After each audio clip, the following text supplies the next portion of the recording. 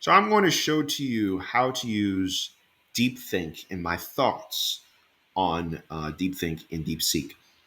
So I'm going to write a complex question. So I'm going to say, write me a comparison between a rural young woman in 1830s upstate New York versus a rural young woman in upstate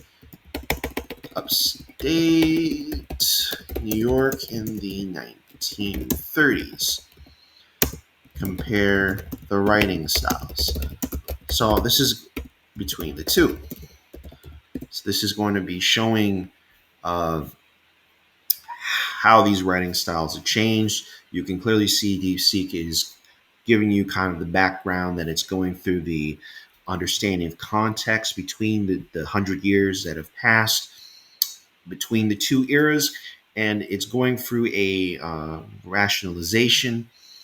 So it's showing kind of the comparison of how people wrote in that time and what the context was, for how the writing style would change and the particular cleavages, the uniqueness of each era.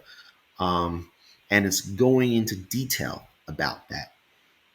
So it's clearly going through here, and now it's giving a visual in a chart form showing the differences between the two eras.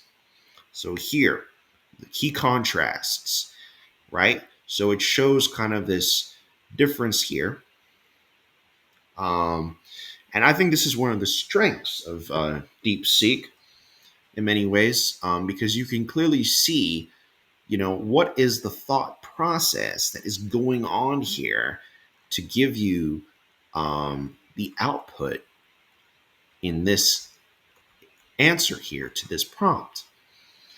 So, this changes, in my opinion, how these LLMs approach reasoning. Um, it is definitely a advancement, in my opinion. I think ChatGPT is very, very powerful, but I think having an open source AI platform is important for the continued innovation in this industry.